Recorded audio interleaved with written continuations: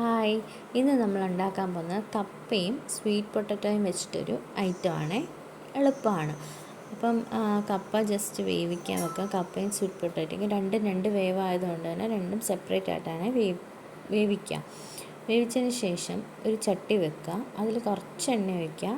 അതിന് ശേഷം കടുകും ഉഴുന്നും കൂടി ഇട്ട് പൊട്ടിക്കുക.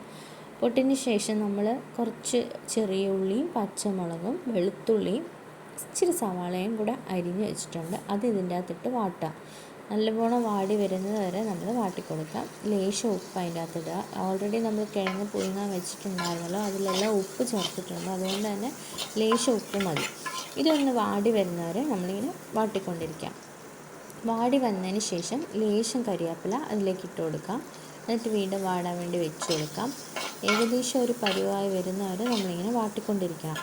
വാട്ടിയതിന് ശേഷം നമ്മൾ പുഴുങ്ങി വെച്ചേക്കുന്ന കപ്പയും സ്വീറ്റ് പൊട്ടറ്റോയും ഇതിൻ്റെ അകത്തേക്ക് ഇട്ട് കൊടുക്കണം.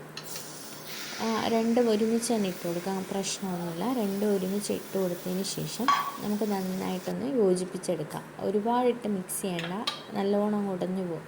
അതിന് ശേഷം ലേശം തേങ്ങ അതിൻ്റെ അകത്തേക്ക് ഇട്ട് കൊടുക്കാം. എന്നിട്ട് നമുക്ക് പതുക്കെ ഇളക്കി കൊടുക്കാം. ഇളക്കി എല്ലാം കൂടെ ഒന്ന് മിക്സ് ആവുന്നവരെ നല്ലോണം ഇളക്കി യോജിപ്പിച്ചെടുക്കാം. അപ്പോൾ ഇത്രയുള്ള ഐറ്റം അടിപൊളിയാണ്. വൈകുന്നേരം ചായേൻ്റെ കൂടെയും കട്ടൻ ചായേൻ്റെ കൂടെയൊക്കെ ഒരു വൈകുന്നേരം ഒരു ഹെൽത്തി സ്നാക്കായിട്ട് നമ്മളിത് യൂസ് ചെയ്യാൻ പറ്റും. അപ്പോൾ എല്ലാവരും ട്രൈ ചെയ്ത് നോക്കണം. അടിപൊളിയാണ്, എല്ലാവർക്കും ഇഷ്ടപ്പെടും. അപ്പോൾ ഓക്കെ, ബൈ.